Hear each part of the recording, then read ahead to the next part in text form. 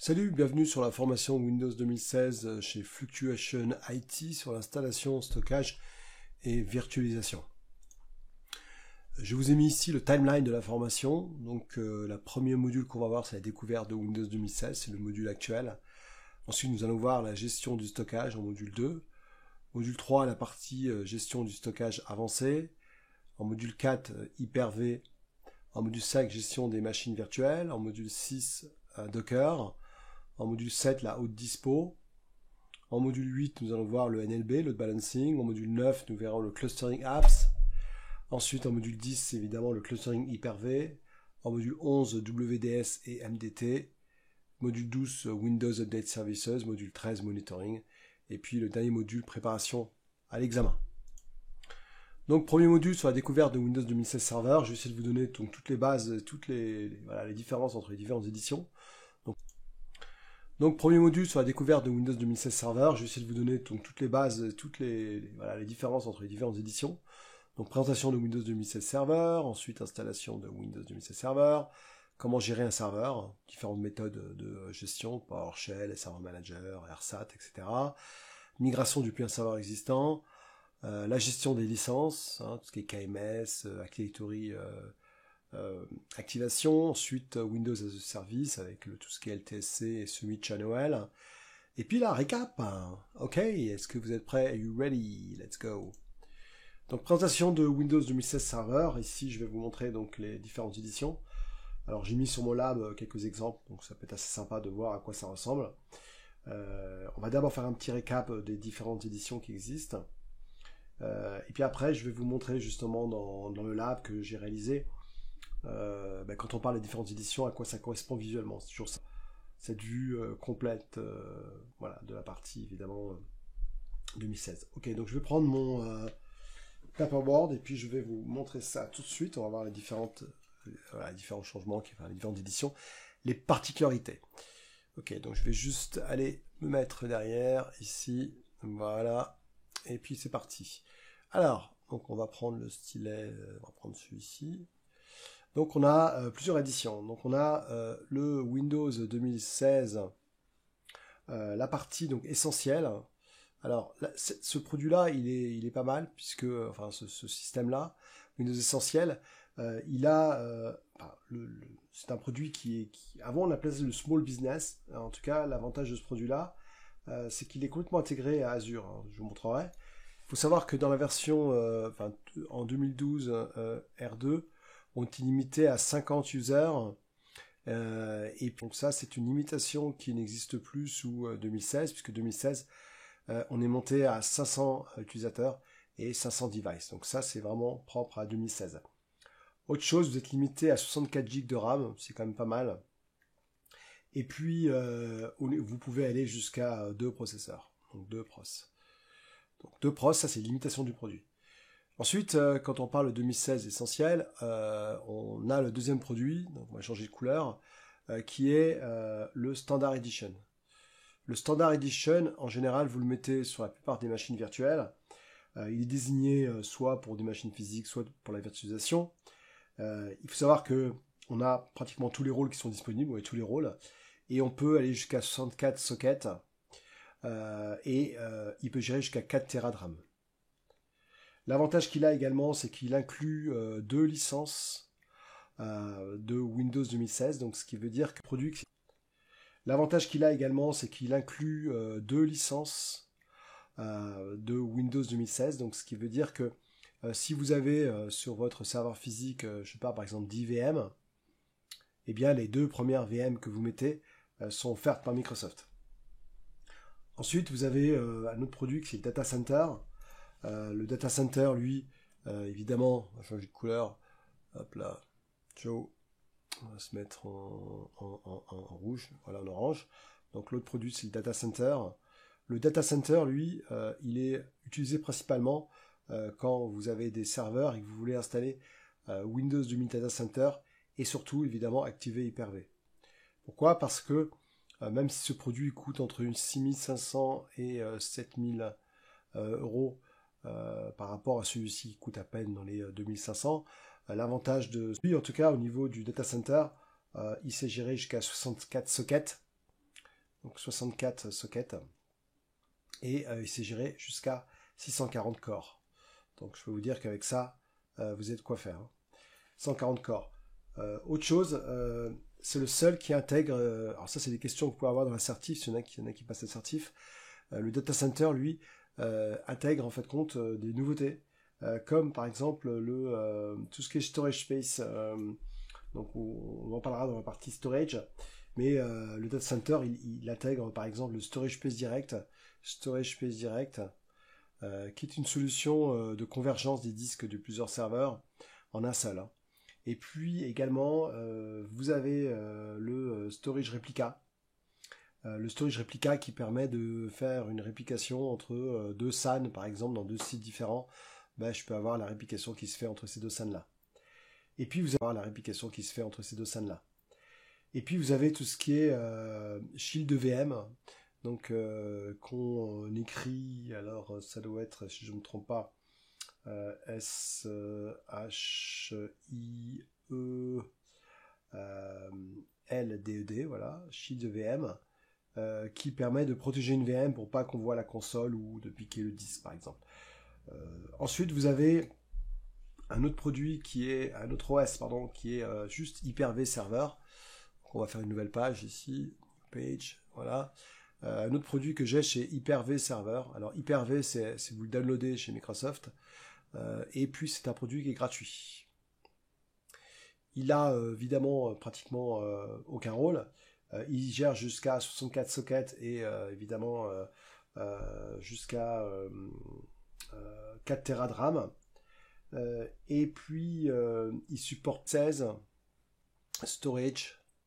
Donc là c'est pour la partie transformer un ordinateur en tant que storage sur un serveur. Et vous avez le storage Workgroup Edition.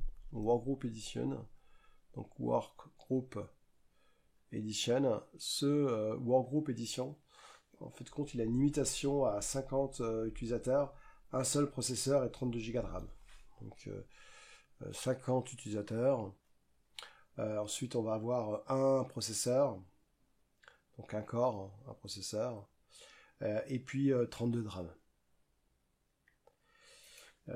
Et il supporte la question domaine. Après, vous avez évidemment la même chose en storage, mais en Standard Edition.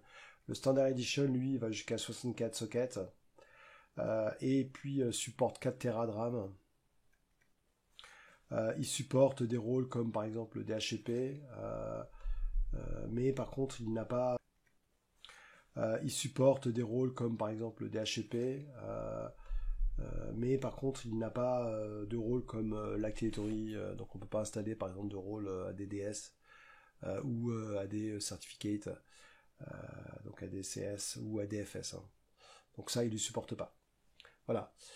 Et puis vous avez un autre produit qui existait dans 2012 R2, qui est un truc qui s'appelle Multipoint, qui était utilisé, mais bon, il n'y a pas la version 2016 apparemment, pour les écoles. Donc ça permettait d'avoir un genre de serveur Hyper-V et puis de connecter des stations des écoliers, enfin des étudiants.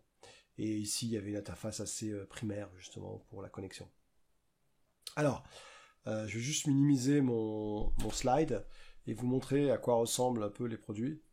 Alors le produit essentiel, lui, comme je vous ai dit, l'avantage qu'il a, c'est qu'il est complètement intégré sur Azure. Ici, dans le bouton droit et que je vais dans Système, vous allez voir que c'est 2016 essentiel ici. Le 2016 essentiel, il a cet outil-là qui permet de gérer le serveur. Donc c'est vraiment un outil light. Donc Home, User, donc création d'utilisateur ici, vous voyez rapide en faisant Add User Account. Tout ce qui est device, les devices qui sont connectés, tout ce qui est storage, les applications. Et puis l'avantage, c'est qu'on peut l'intégrer à Azure Backup et Azure Recovery. Donc c'est simple, hein, pour le configurer, on va dans la partie service et on peut lui dire connecte-moi à l'Azure AD pour faire de la déconnect, active-moi Azure Backup et Azure Recovery qui permet, si j'ai une VM qui tourne sur ce serveur-là, qu'elle puisse redémarrer sur Azure.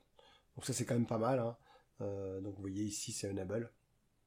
Et après je vais dans Azure Backup et je peux configurer Azure Backup ici en lançant ça et Customize Azure Backup. Hein. et voilà, le customiser ici. Et après, en fait, compte, il va se connecter sur Azure. Et ainsi, je vais pouvoir faire un backup now. Donc, vous voyez, faire un backup ici, et puis l'envoyer sur Azure. Pareil, Azure Recovery. Là, j'ai pas de VM, évidemment. Mais si j'avais des VM, je configure Azure Recovery. Et s'il y a une VM qui a un souci sur ce serveur-là, pof, le failover va se faire sur Azure Recovery. Ensuite, le produit que je vous ai montré, c'est Hyper-V Solo. Donc, que Hyper-V. Donc voilà, vous êtes vachement content. Vous avez cette interface-là. Et puis, évidemment, vous avez toujours le sconfig qui vous permet de préconfigurer votre serveur si vous voulez commencer une préconfiguration ici. Donc, changer le nom du computer. Le donner à domaine, par exemple. Donc, je mets D, puis je mets le nom du domaine. Donc là, je vais l'arrêter. Yes. Ensuite, si vous faites tout en installant des outils sur d'autres, sur les RSAT par exemple, des outils d'administration, les RSAT, c'est les systèmes admin tools. Ici, par exemple, si je fais un get Windows Future, vous allez voir qu'il n'y a absolument rien. Donc, par rapport à un serveur, bon voilà, il n'y a pas énormément de rôles. Remarquez qu'il n'y a pas le rôle Activatory, le rôle ADFS, c'est vraiment limité à du file de l'Hyper-V. Et puis ici, je peux voir toutes les commandes du module Hyper-V, voilà, en faisant un get commande module Hyper-V. Et puis, voilà, toutes mes commandes pour gérer mon serveur, créer des machines virtuelles, etc. Tout. Donc ça, c'est Hyper-V Solo. Ensuite, comme je vous ai dit, vous avez le produit essentiel, donc Storage Edition. Le produit Storage Edition, si je vais dans Système ici, vous voyez que c'est Storage Edition. C'est le standard, donc standard, première question que je vous pose, est-ce que vous savez quelle différence entre standard et c'est Storage Edition? C'est le standard, donc standard, première question que je vous pose, est-ce que vous savez quelle différence entre standard et donc le workgroup au niveau du storage? Alors j'attends quelques secondes avant que vous répondiez.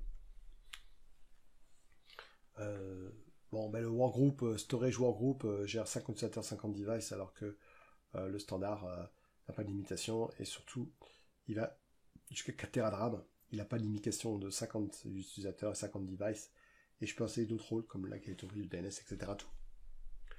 Donc quand je vais dans mes rôles ici, si je vais dans mon server manager, vous allez voir que ici, yes, we can do it. Il n'y a pas tous les rôles ici. Donc si je vais dans rôle ici, vous voyez, vous n'avez que ça comme rôle.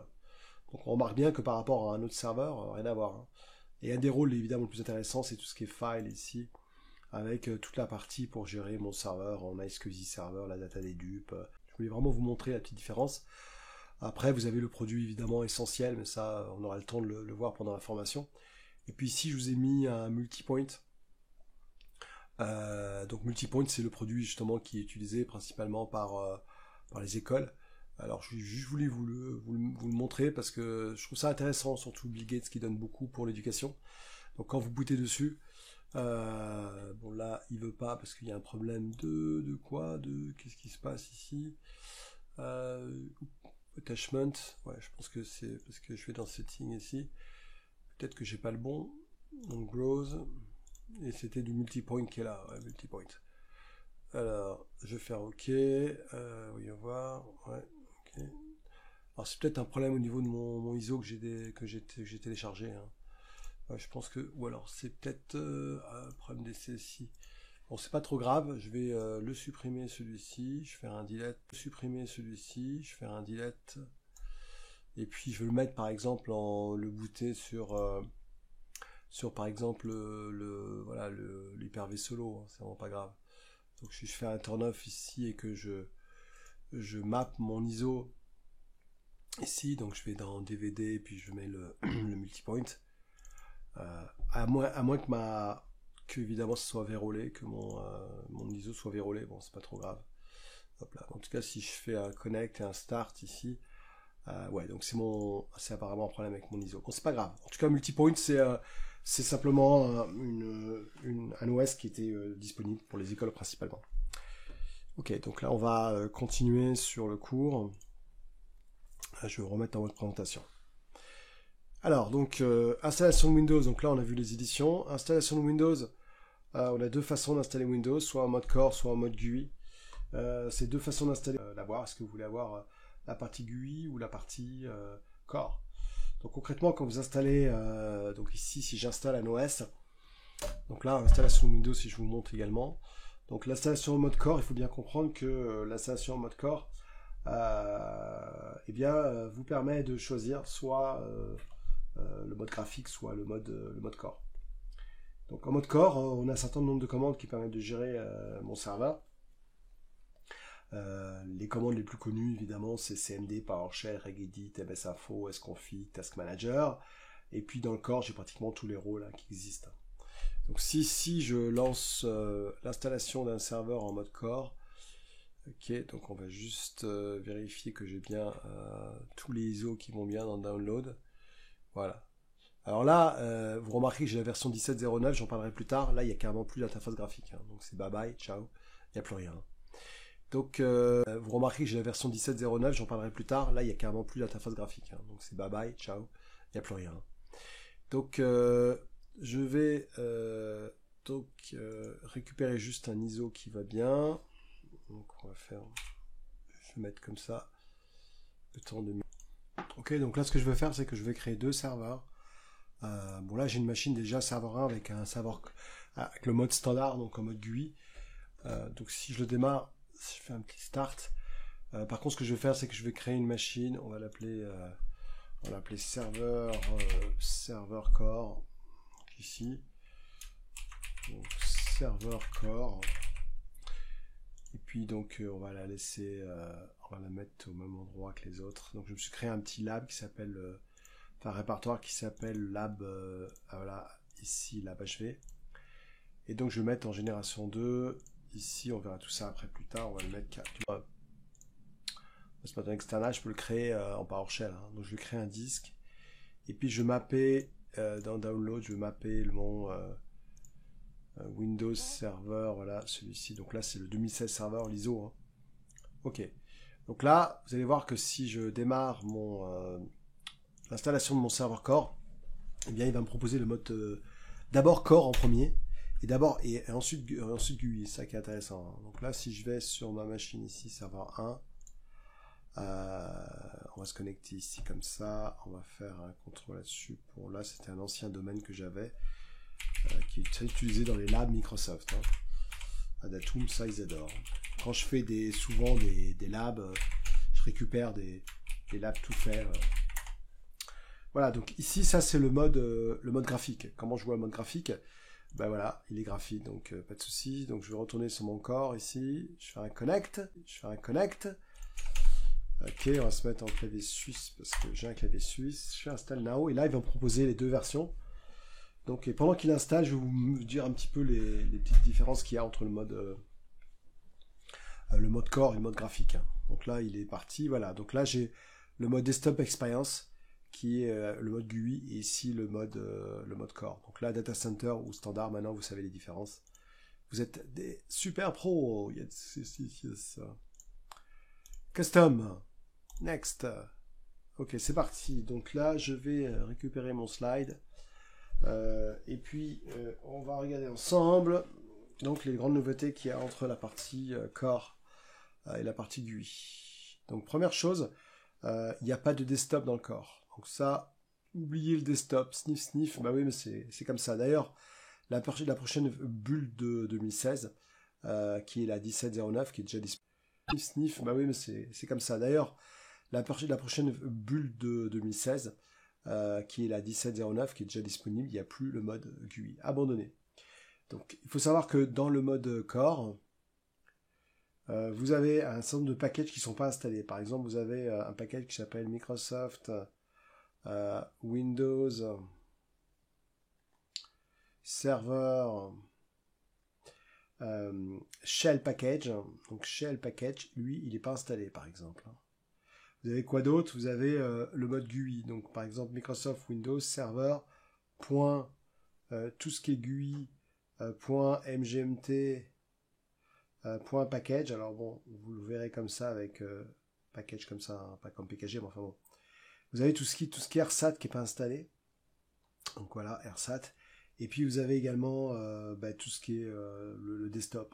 Donc tout ce qui est desktop qui n'est pas installé. Pour un poste Windows 10 par exemple, ou Windows 7, les RSAT, qui sont les Remote System Admin Tools, ou soit vous vous connectez grâce à la nouvelle interface web, de Microsoft, qui s'appelle le projet Honolulu. Donc Honolulu, qui est un nouveau projet donc c'est un portail de management, tout simplement. Donc si je vous montre à quoi ça ressemble, voilà. Donc là, si je vous montre le projet Honolulu, donc c'est Project Honolulu. Voilà. Donc là, le Project Honolulu, tout simplement, c'est une façon de pouvoir gérer mes serveurs entièrement à travers une interface web. Hein. Donc ça ressemble à ça pour ceux qui l'ont jamais installé. Donc dans Images, ici, vous voyez, vous avez voilà. Donc c'est une nouvelle interface qu'on va avoir pour manager nos serveurs. Donc ici, le temps que qu'on va avoir pour manager nos serveurs. Donc ici, le temps que la qualité arrive soit un peu meilleure. Voilà, donc vous avez ici toute une gestion de vos serveurs. Ça, c'est grâce à Projet Honolulu. Voilà, donc ensuite, vous pouvez évidemment lancer des commandes PowerShell. Je cherche mon stylo. Voilà, vous pouvez lancer des commandes PowerShell aussi directement à partir du serveur. Hein. Donc, voilà. Alors ensuite, donc évidemment, vous n'avez pas de gestion de l'audio. Ça, la partie gestion audio, elle n'existe plus. Donc ça, au moins, c'est fait. Hop là, je reprends mon stylet. Voilà. Donc au moins, on peut dire que c'est du live. Hein. Donc il n'y a pas d'audio. Voilà. Donc deuxièmement, il n'y a pas de logique de OBE, c'est-à-dire quand vous avez fini d'installer, il n'y a pas une fenêtre qui permet de finir. Voilà. Donc ensuite, il y a certaines commandes qui sont disponibles, qui sont disponibles en mode core et pas en mode GUI. Donc si je vous montre ici la différence entre les différentes commandes, donc si ici je me fais un tableau ici, donc par exemple en mode core et en mode GUI. Ben, par exemple, le perfmon n'existe pas en mode core. Donc là, il n'y a pas de perfmon. Donc le perfmon est que là, par exemple. Le perfmon, tout ce qui est perfmonitaire. Hein. Donc perfmon, ça marche mieux. Par exemple, tout ce qui est disk snapshot, on ne peut pas en faire. Tout ce qui est disk management. Donc on n'a pas on peut pas avoir nos disques grâce au bouton droit, gestion des disques. On peut pas aussi accéder au périphérique. Ça marche que en mode GUI. Hein. Tout ce qui est server manager, il n'y a pas. Il n'y a pas le Windows Explorer n'existe pas, le taskbar n'existe pas. Enfin bon, je pense que vous avez compris qu'il y a quand même des grosses différences ici. Hein. Donc c'est vrai que quand j'arrive en mode core, il faut bien que je puisse faire une préinstallation. Et pour ça, je peux m'aider évidemment de sconfig pour commencer à faire la préinstallation de mon serveur en mode core. Moi, c'est ce que je fais en général hein, ici. Donc, je vais vous montrer juste comment installer voilà, un serveur en mode core. Donc, en tout cas, le but, c'est après de pouvoir, comment dire, eh bien, customiser, enfin finir la customisation à partir d'un poste à côté. Hein. Donc là, je reviens à mon serveur. Voilà, donc là, il me demande de faire un select d'un utilisateur. Ici, donc, vous voyez, je suis bien en mode core. Hein. Voilà, hop là, donc là, par contre, d'un utilisateur. Ici, donc, vous voyez, je suis bien en mode core. Hein. Voilà, hop là, donc là, par contre, je devrais me demander de sélectionner un utilisateur. Donc, c'est pas grave, on va fermer ça. On va faire un contrôle là-dessus. Voilà, donc là, ici... vous voyez, je dois changer le mot de passe la première fois. C'est vraiment du mode core. Hein. Ça, on ne peut pas avoir mieux que ça. Hein. Voilà, et je fais tabulation. C'est la même chose que Hyper-V d'ailleurs. Hein. Ok, donc à partir de là, j'arrive sur ben voilà, ici, donc ce CMD. Et puis là, je peux m'aider de sconfig hein, pour pouvoir me connecter. Donc la première chose que je fais en général, c'est que je change l'adresse IP. Donc ici, j'ai Network Setting. Et là, il s'est mis en 0.210. Je vais vérifier qu'est-ce qu'il a mis derrière. External. Donc, on va plutôt le mettre en Private Network. OK. Donc ici, si je regarde mon domaine contrôleur, ici, mon domaine contrôleur, donc donc il est sur training, hein, évidemment. Pas de tout, ça c'est un. un vieux domaine. Donc training /administrateur que je fais un web commun. Ça c'est l'adresse de mon DC, donc c'est ce que je vais utiliser pour donner une adresse IP à mon corps. Donc on va faire juste un petit PowerShell derrière pour alors ça c'est parce que j'ai rebooté. Donc ici si je regarde l'adresse IP, je devais être en 172 quelque chose. Voilà, donc là je suis en voilà, dans 10, 200, 102. Je vais juste vérifier mes connexions IP parce que j'ai peut-être deux cartes. Ah voilà, vous voyez, donc ce que je vais faire c'est que je vais désactiver les deux là. Ça on verra ça plus tard. Voilà, donc là je n'ai plus qu'un. Donc on va se refaire un IP config ici, voilà, 010. Donc ici je vais dans mon serveur core. Et on va lui mettre donc l'index 1, puisque vous voyez que c'est l'index 1 ici, là, index 1 là. Donc ça aussi c'est une nouvelle façon de gérer. Donc là je vais faire mes settings. Donc je vais lui mettre une adresse IP statique, on va dire 172.68.0. On va mettre 40. Ici le masque, donc je suis en 3 x 255 de mémoire, juste à aller vérifier. Ouais, donc 2 x 255, pardon. Donc là je vais là.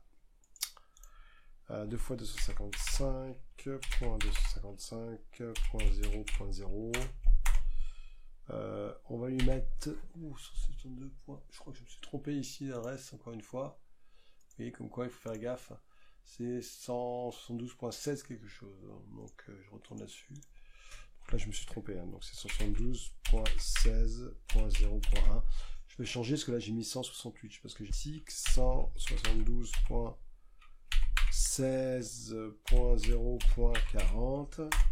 Je suis en 255.255.0.0. Et puis là, on va se mettre en 172.16.0.1.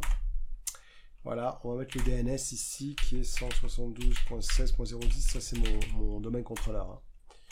Ok, donc là, il n'y a rien et je peux retourner. Donc, on va faire un petit exit pour voir si on arrive à pinguer l'adresse IP.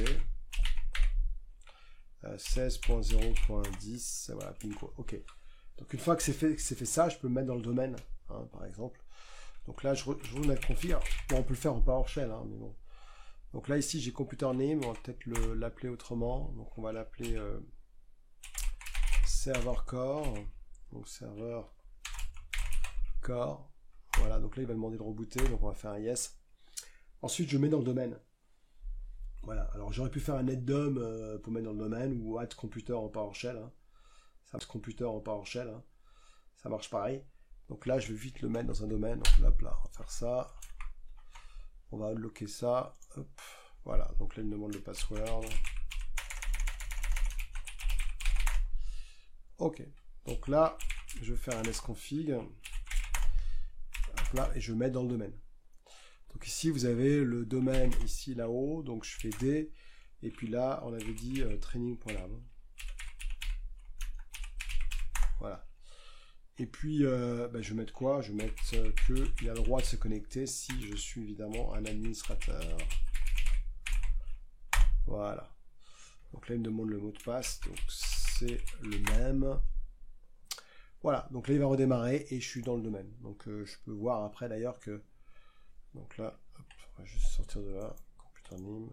Non, ça, j'ai pas besoin. Et je fais exit. Donc computer name. Non, ça, j'ai pas besoin.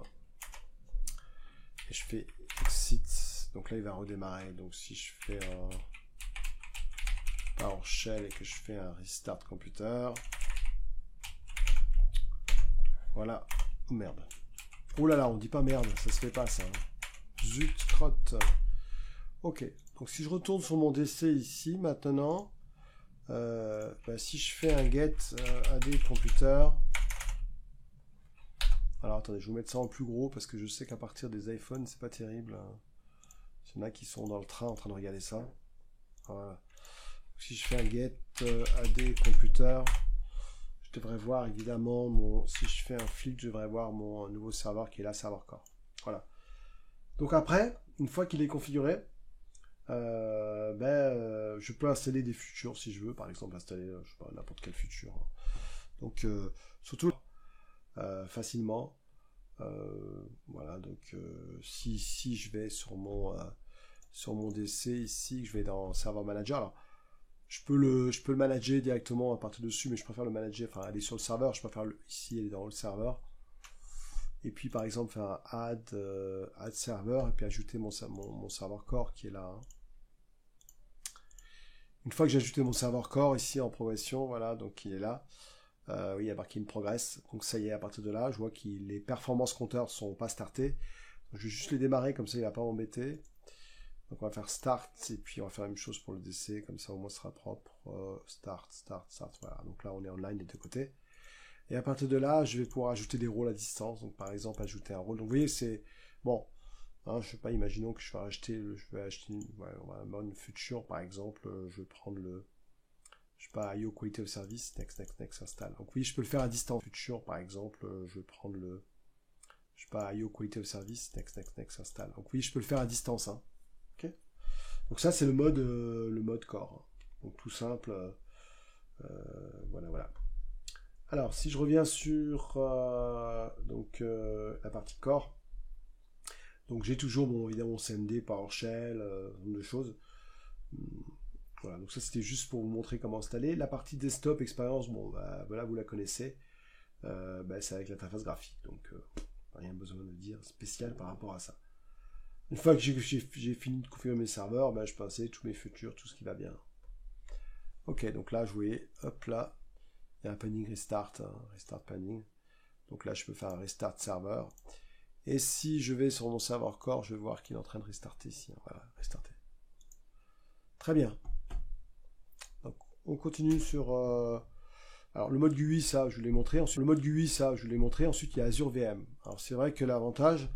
Donc là, je me suis créé un compte Fluctuation Outlook. Créer une machine ici virtuelle, c'est quand même vachement pratique puisque vous allez créer sur un data center qui est complètement géré par Microsoft. Donc par exemple, si je veux un serveur ici, on va dire un 1709, pour vous montrer que maintenant il n'y a plus d'interface graphique. Donc l'avantage c'est que je paye uniquement à l'utilisation. Donc on va l'appeler serveur 2016 Azure. Hop, je sais parce que ça peut être mis trop long. Donc serveur 2016. Ici je prends SSD. Ici je vais l'appeler par exemple Students. Et puis je vais mettre mon password. Voilà. Et puis je vais créer un truc qui s'appelle RG, on va l'appeler module 1, puisqu'on est dans le module 1, messieurs dames, je vais le mettre aux États-Unis. J'ai choisi le prix, donc il me dit après combien ça va me coûter par mois. Hein. Donc là je peux voir tous les prix ici, et puis choisir n'importe quel prix. Donc on va prendre, je sais pas, par exemple, pas des HPC, des High Computer Performance, mais on va prendre par exemple le standard, celui-là, F4 standard. Hein. Donc je fais un select. Et ensuite, il me demande si je veux des management disques, donc à 8i7, c'est la possibilité de faire en sorte que les machines ne tombent pas sur les mêmes racks, mais là, j'en ai pas. Là, je vais laisser Virtual Network, ici, est-ce que je mets l'auto shutdown, pour évidemment l'arrêter automatiquement à une certaine heure. Donc, par exemple, je peux lui dire, tu me l'arrêtes le soir on va dire, tiens, on va dire quoi, on va dire 23h. Enfin, plutôt 11h. Voilà, ensuite, notification before shutdown, oui, donc notification ou pas, par mail, hein. Bon, je peux recevoir un mail, donc je ne vais pas le faire. Boot diagnostic, je ne vais rien faire, bon, shutdown, oui, donc notification ou pas, par mail, hein. Bon, je peux recevoir un mail, donc je ne vais pas le faire. Boot diagnostic, je ne vais rien faire, bon, tout ça, de toute façon, vous le verrez dans mon cours Azure Data Center, enfin architecture, donc là, il me met à peu près par an. Donc vous voyez que vous pouvez facilement créer une VM ici sur Azure, donc la VM est en train de se déployer ici sur Azure. Donc ça se fait tout simple. Après, j'ai plus qu'à aller dans mon ressource et puis dans mon démo. Je verrai ici. Bon là, elle est pas là encore en création, donc je la vois pas ici. Bon là, j'ai pris un petit crédit pour la formation, rien que pour vous. Ok. Alors du coup, retournons là-dessus. Donc on va se mettre en mode présentation, c'est plus sympa. Comment gérer un serveur? Donc on a un serveur manager, PowerShell, AirSat, Remote Desktop et GPO. Donc ça, c'est plusieurs façons de gérer un serveur. Donc je vais vous montrer les différentes façons qu'on a. Sachant que donc le serveur manager, je vous l'ai montré, PowerShell et ARSAT, et puis Remote Desktop. Donc PowerShell, voilà, pour gérer un serveur. Ben, ça, je pense que ça, vous devez comprendre. Donc je vais retourner là-dessus. Donc je peux maintenant, à partir de n'importe quel client, soit à partir de mon client ici, me connecter là, et là, à partir d'un client, me gérer mes serveurs. Donc là, si je mets... alors là, je suis pas dans un domaine, donc ça marchera pas. Parce que c'est du Kerberos, enfin, on pourrait le faire, mais... donc je sais pas, on va le faire à partir du DC, par exemple. Donc voilà. À partir du DC, quand je vais gérer mes serveurs, je peux rajouter là, si vous voulez. Ou alors, je peux le faire par PowerShell. Donc, je sais pas, par exemple, j'ai besoin d'avoir mes futurs installés sur... computer name serveur 1. Donc là, serveur 1, c'est celui-ci, là, vous voyez. Donc vous voyez que déjà, à distance, je peux voir toutes mes futures qui sont installées.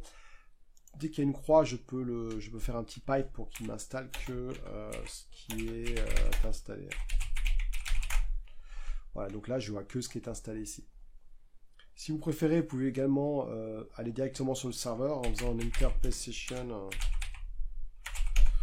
Et puis en mettant computer name server core, je sais pas si c'est bon. Non, c'est pas server core, c'était... bon, on l'a appelé, vous en souvenez, ben on l'a là ici. Hein. Serveur-core. Voilà, donc serveur-core. Là, il veut pas. Il veut pas parce que j'ai pris une notification. Ben, on va voir get des computer étoile. J'ai bien mon serveur core qui est ici. Alors, une seule fois, là, donc on va faire un PowerShell. Alors il y a une commande qui permet de tout activer en une seule fois hein, pour pouvoir à distance lancer des commandes. Alors je peux le faire par GPO, hein. PS Remoting.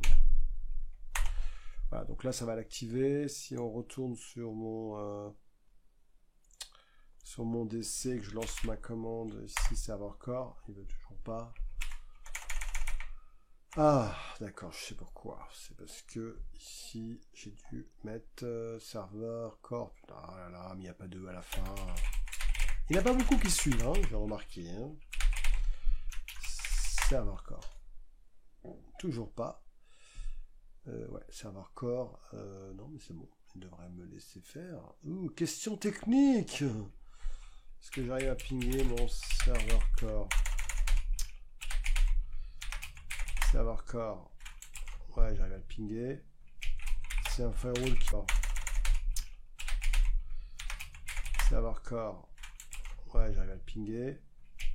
C'est un firewall qui bloque parce que il est là et que forcément, voilà. Alors, error, the following message, the following authentication cannot... je suis connecté en tant que quoi ici? Où am I? Alors, on va juste vérifier un dernier truc pour voir. Est-ce qu'on figue est-ce que j'ai un truc ouais, configure remote management, tout est bon. Hein, donc, bizarre. Ah, mais SQL il a bien rebooté. Ouais, je suis bien ici. Hein, donc, parce que si je fais hosting... serveur core. Bizarre. Donc, si je fais... Alors, attendez, faut trouver... Hein. Faut trouver. Évidemment, si je fais un interface session d'un autre, ça va fonctionner. Il manque des choses dessus. On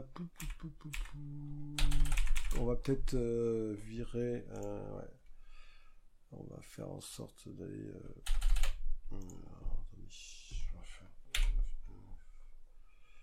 Attendez, je vais faire. Ok, donc j'avais un problème de firewall sur mon serveur, donc je vais aller voir un peu comment. Mettre ça en route et vous voyez que sur mon serveur core j'ai dû lancer cette commande là. Maintenant si je retourne sur mon DC ici et que je fais comme je vous ai dit un enter PS session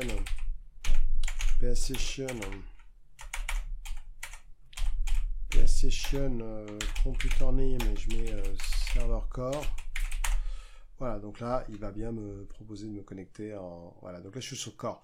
Donc ça c'est une autre façon de faire hein. Donc après vous pouvez je sais pas, faire un get service, get process, enfin, voilà. L'autre solution, c'est d'installer les RSAT, comme indiqué ici. Donc les RSAT, c'est des outils que vous téléchargez. L'autre solution, c'est d'installer les RSAT, comme indiqué ici. Donc les RSAT, c'est des outils que vous téléchargez. Donc si je prends mon Windows 10 qui est du 7.09 ici et que je le mets dans le domaine. Donc là, je sais plus si non, c'est pas ce mot de passe là.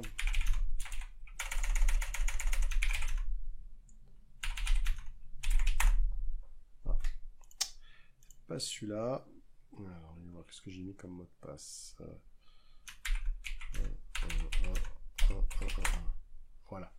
Donc si je prends ce computer, donc ce Windows 10 7.09, donc le full creator update, si je fais un cmd pour voir ce qu'il a comme adresse IP, voilà, donc on va lui mettre une adresse IP ici. Hop. Donc vous avez vu maintenant, hein, c'est les nouvelles façons de faire. Hein. Ah, ok. Donc on va se mettre en adresse IP fixe. Je sais que sur un poste c'est pas terrible. Ok, ok, ça. On va mettre là le routeur.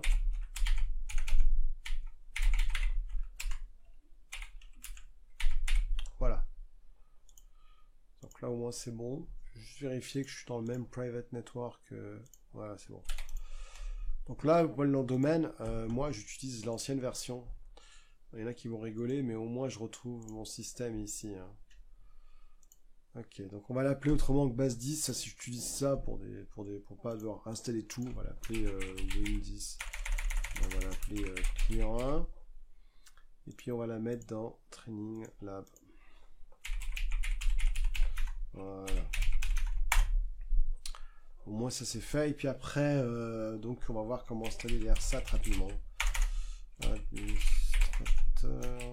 Donc en attendant, je vais récupérer les RSAT pour Windows 10. Hop, close et faire un restart. Donc là, si je vais sur serveur core, donc RSAT pour Windows 10, vous voyez là ici. Donc ça, c'est vraiment des outils que vous pouvez installer sur des serveurs. Donc je fais un download ici. Et puis vous avez la 1709. Wow, c'est exactement ce que j'ai besoin. Fantastique, merci. Donc je fais un next. Et puis je vais downloader ça ici, vous voyez, donc là il reste plus que quelques secondes. Donc je récupère ce fichier RSAT, c'est un MSU, un Windows Update. Et puis j'ai plus qu'à le balancer sur le serveur pour utiliser donc les RSAT. Voilà, donc ça fait partie des choses qu'on peut faire pour gérer à distance un serveur. Voilà, donc là je vais juste attendre que ça soit là. Ok.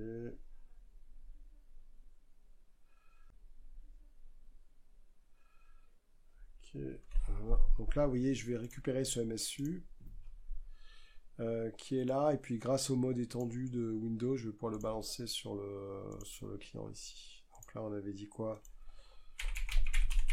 En fait, pas comme moi, fait pas tout en administrateur. Là, je fais ça, mais training administrator. Voilà. Donc là, je suis en mode étendu, vous voyez. Si vous étiez en mode basique, bah, ça marche pas, parce que le mode étendu, ça me permet de rentrer sur cette machine-là en mode RDP. Hein. Donc là, je vais mettre le RSAT. Mais RSAT, c'est simplement la possibilité de gérer les postes à distance hein, à travers les outils que vous trouvez sur un serveur. Voilà, que vous trouvez là. Ok, donc là, on va arriver bientôt à la migration du serveur. Donc là, si je fais un paste ici, voilà. Alors comment ça fonctionne? Paste ici, voilà. Alors comment ça fonctionne? Bon, normalement, je vais dans Turn Windows Future and Off, mais bon, oui, il y a toujours le truc qui n'est pas vraiment évident à faire. Donc là, ce que je vais faire plutôt, c'est que je vais y aller par le contrôle panel. Ah, c'est pas bien. Le contrôle panel, la version 17.09, il est caché, hein, donc, mais il est toujours là, ce petit coquin. Donc là, si je vais là en large icône, j'ai ici mon programme in Futures et je peux facilement faire un on et off. Il faudrait d'abord que je l'installe. Ça, c'est vachement intelligent ce que je viens de faire, mais bon, c'est pas grave. Ouh, faut d'abord installer. Quoi? Le service can be Windows Update Standard Installer. Qu'est-ce qu'il me fait encore là? C'est aujourd'hui, c'est la journée des surprises là. Hein. Hop, open. Qui veut pas. C'est quoi le... Il y a un service qui veut pas. Enfin, je sais pas s'il y a des services là. Hop. Qu'est-ce qui me fait là? Ah, Windows Installer. Pourquoi est-ce qu'il n'est pas démarré lui? Bizarre. Hein. Bon, enfin bon. Non. Et que s'il d'autres.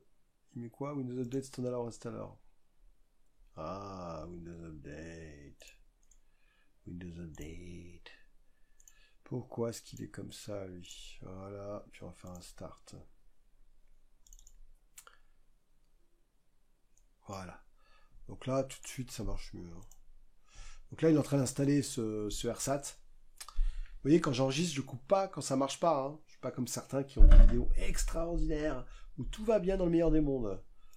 Non. Quand il y a un souci, il y a un souci, on le filme. Hein. Ok. Donc là, je fais un agree, accept, et puis il va m'installer les RSAT sur ce serveur-là. Ok. Donc là, je fais un agree, accept, et puis il va m'installer les RSAT sur ce serveur-là. Voilà. Ok. Donc là, il est en train d'installer les RSAT. Très bien. Donc là, on va attendre un petit peu. L'une dernière solution que je vais vous montrer, c'était le Shell WinRS. Franchement, on l'utilise pratiquement plus. Mais c'est la possibilité à travers un poste de travail, je sais pas ici par exemple le client 2, de lancer un CMD. Alors, je vous le montre vraiment pour l'examen. Donc WinRS, vous voyez, ça permet de, si je fais ça avec point d'interrogation, oui, c'est mon super clavier de gamer. Voilà. Donc par exemple, je sais pas, je mets un WinRS-R, deux points, on va mettre serveur core, tiens. Et puis je tape par exemple dir. Voilà. Donc vous voyez, ça m'exécute la commande à distance. Hein. Donc WinRS, hein, ipconfig. Voilà, donc ça peut être intéressant. Donc il y a pas mal de choses avec WinRS, mais en tout cas WinRS, on n'utilise pratiquement plus. Hein. Voilà, donc là il finit d'installer. Ok, donc les GP, évidemment le remote desktop, ça vous connaissez tous, hein, je ne vais pas vous en parler. C'est comment se connecter en RDP sur une machine. Bon, en général, c'est assez rare de faire ça, mais je pourrais me dire, bah, ok, d'accord, je vais me connecter par exemple sur mon DC1 en remote desktop. Hein. Bon, là, il veut pas, pourquoi? Question que je vais vous poser. À votre avis, pourquoi il veut pas me connecter en RDP? Bah, tout simplement parce que ici, sur mon serveur, le remote desktop n'est pas activé. Hein. Donc, si je vais dans le serveur ici, le remote desktop là est désactivé. Donc, je fais ça. Et puis, sur le client 2, maintenant, je peux me connecter puisqu'il n'y a plus de souci. Hein. Donc là, c'est une autre façon. Hein. Donc, à distance sur un serveur, donc il va m'afficher la fenêtre de l'écran. Bon, lui, il a terminé. Donc là, on va le faire un close. Hein. On va pas le faire d'accord. On va laisser jusqu'au bout quand même. Voilà. Donc, vous voyez, là, c'est... Voilà, donc là, je vais faire juste un... Là, je suis connecté sur mon serveur. Hein. Donc, je vais faire un sign out. Juste que je vous montre maintenant le RSAT pour terminer. Donc, si je retourne dans les contrôles panel... Voilà, ici, là, que je vais dans Programme in Futures. Et bien là, j'ai quoi? J'ai Windows. Et là, maintenant, là-dessus, j'ai les RSAT. Yes, man. Les RSAT. Ils sont où, les RSAT? Voilà. Ça continue. Je veux dire, c'est la journée, de toute façon, je vous l'ai dit. Hein.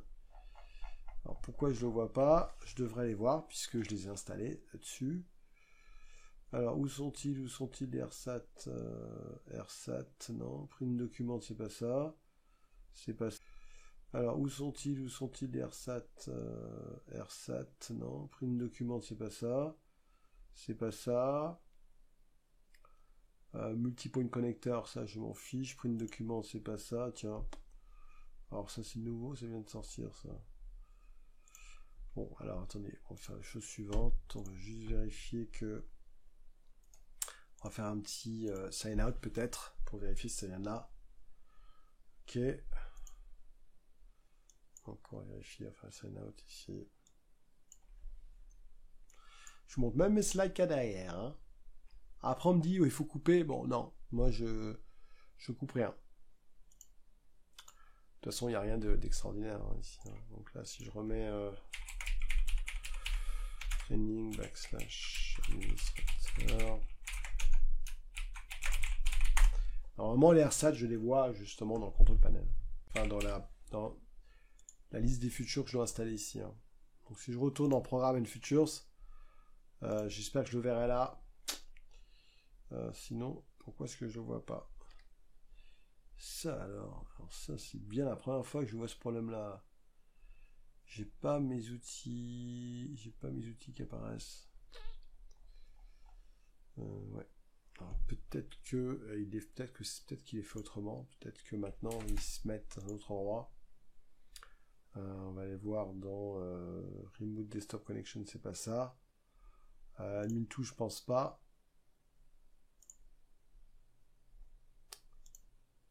Hop là, Admin Tools. Là. Ah bah tiens alors. Bah tout est là-dedans. Alors ça alors. Alors vous voyez, ça j'aime bien ça. Hein. Donc maintenant tout est installé là-dessus. Ça le problème des versions, c'est que au fur et à mesure que vous avez de versions, enfin de build, il y a des choses que je suis même pas au courant. Enfin bon.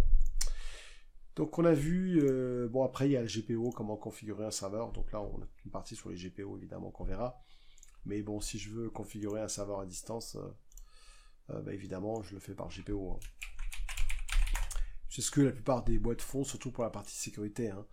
La partie sécurité, c'est vachement important d'avoir la partie GPO, évidemment. Donc je peux configurer n'importe quel serveur à distance. C'est pas Adatum, j'ai dit que c'était training. Adatum, c'est vieux. Il faudrait que j'enlève d'ailleurs ça. Hein. Voilà. Donc ici, dans les tools, ici, vous avez le groupe Policy Management. Et puis je peux configurer mes serveurs, faire une OU infra, hein, par exemple. Hein, donc je pourrais m'amuser à faire un truc comme ça, view, ici. Et là, je peux me faire une OU que j'appelle infra, un truc comme ça, view, ici. Et là, je peux me faire une OU que j'appelle infra. Et puis par exemple, dans l'infra, on va mettre serveur core, par exemple. Bon, c'est un exemple. Hein. Serveur core. Bon, après, je peux déplacer par exemple, mon serveur core dedans pour vous montrer. Donc là, je vais alors, je peux le faire en move à des computers en PowerShell, hein, mais je le fais ici. Hein. Donc ici, si je prends mon computer serveur core qui est là, je peux le déplacer dans infra ici. Hein. Infra, serveur core, computer, serveur core, le déplacer là. Donc là, ce qui est intéressant, c'est que après, je vais pouvoir faire des GPO dessus. Hein. Donc vous voyez, par exemple, dans infra, serveur core, faire, je sais pas, une GPO pour le customiser. Hein. Custom. Et puis, tout ce que vous voyez là-dedans, dans Policies, Windows Settings, ici, gérer tout ce qui est pare-feu, gérer tout ce qui est Application Locker, enfin bon, sur un serveur, au mieux pas. Hein. Voilà. Donc, on finit la présentation. Donc ici, maintenant, nous allons voir comment migrer depuis un serveur existant. C'est vrai que migrer depuis un serveur existant, on a plusieurs solutions. Et puis, on a des best practices pour migrer. Donc, on a soit, évidemment, la partie